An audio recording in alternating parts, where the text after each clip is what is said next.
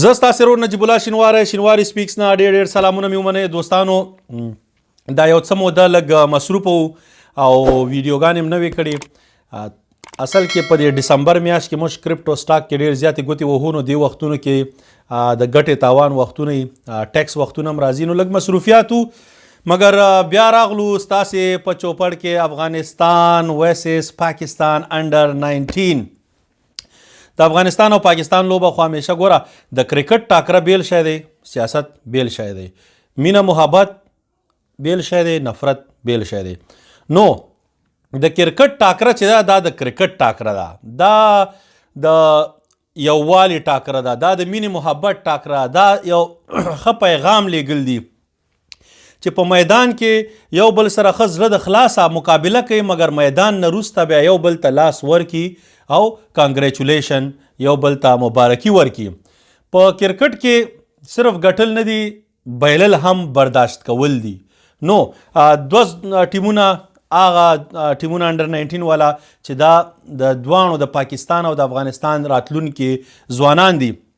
انډر 19 نه پاکستان ته مثلا بابر اعظم، رضوان، دا وهاب ریاض دي، خو خیر اوس دغه شوي دي، دا حیدر علي، خوشدل، داسې نور ډیر کسان چې دي، شاهین شاه افریدي، دا پاکستان ټیم ته انډر 19 نه راغلی دي. همداسې افغانستان ټیم ته مجیب د انډر 19 نه راغلی دی، نوین الحق انډر 19 نه راغلی دی، رحمان الله ګربز، ابراهیم زادران، د کیس احمد، دا هغه خلک دي چې ډیر دغسې نور د انډر 19 کې دوی پرفارمنس کړي دي او هغې ځای نه پرمختګ کړلی دی.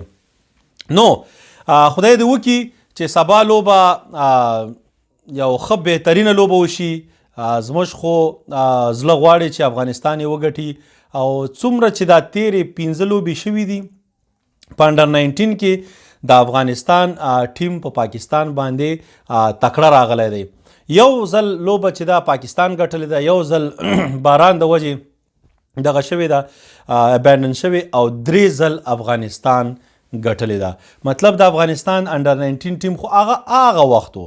اوسنی انډر 19 ټیم زه د پاکستان ټیم خو دومره نه پیژنم، مګر افغانستان ټیم کې سپین بالینګ کې خاص نور احمد لکنوال او نوید الله صاحب، د دوه فاست بالینګ کې بلال سمی دی، په بیټینګ کې یو کس خو ډېر پخوا راسي لوبیږي، اسحاق په نوم وکټ کیپر، چې دا به څومره خو معلومات به وشي، خو زما په نظر خیبر ولی د ډېر زیات هایپ ورکول شوی دی، نو معلومات به د موشي چې څنګه بیټسمین دی. همداسې شاید نور پکې یو څو کسانی، نو داسې یو زموږ ټولو دپاره یو جالبه په دې ده چې ټول خلک غواړي چې وګوري چې دا راتلونکي څنګه دي دا ځوانان.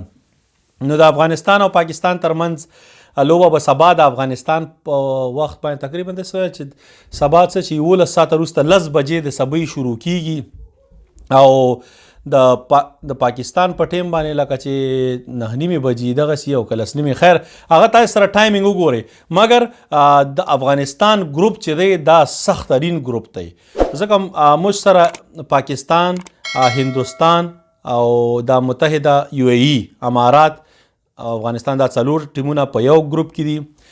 نیپال، بنگلادیش، کویت او سریلانکا دا 4 په بل ګروپ کې دي. نو مطلب هغې 4 نه موست لایکلی بنگلادیش او سریلانکا به مخکې راشي.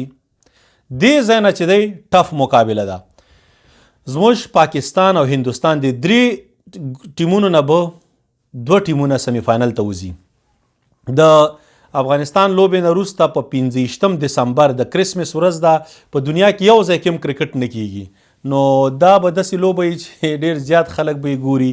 په 15 دسمبر باندې د پاکستان او هندوستان لوبه، بیا زموږ په هماغې ورځ UAE سره هم لوبه ده، بیا هغې نه وروسته زمونږ لوبه د هندوستان سره په 28 دسمبر ده. دغه لوبې په 29 یا 30 دسمبر باندې سمی فاینل دي، په 31 باندې فاینل. نو دغه ایشیا کپ په دې 8 ورځو کې راغونډ کړی دی. زما په نظر چې انډر 19 هم دغسې ایشیا کپ نوري هغه ریګولر ایشیا کپ هم وشي. څومره چې لوبې زیاتیږي کرکټ هماغونه خوند کوي. موږ او تاسې کرکټ مینوال یو، موږ دپاره چې کرکټ لوبې ډېري هماغونه موږ ته خوند راکوي. نور هم کرکټ روان دی، هغه ایشس سیریز هم روانو، 2 میچونه شوي، دواړه آسټرالیا ګټلي دي. د هندوستان او د ساوث افریقې به هم لوبې شروع کیږي په ډسمبر 26 باندې. نو کرکټ شته دی دنیا کې، خو دا زموږ کرکټ چې دی خاص د افغانستان او د پاکستان دا کرکټ فی الحال په دې وختونو کې په دې میاشت نیمه کې کم دی، مګر انشاءالله دې نه وروسته به دا هم زیاتیږي.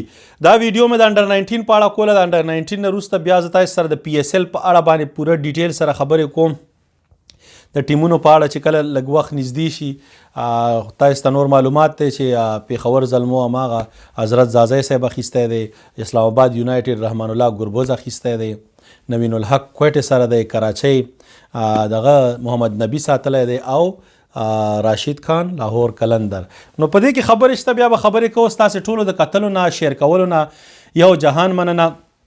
دا زموږ یوټیوب چینل دی شینواری سپیکس، دې کې اکثره موږ د ټولې پښتو ویډیوګانې کوو. بیا شینواری سپیکس اردو، هغې کې زیاتره د اردو او هندي باندې به د کرکټ تبصرې کوو. نو 2 چینل دي، کوشش کوو چې دا زیات دغه هغې ته هم یو څه ګزاره حال وخت ورکوو.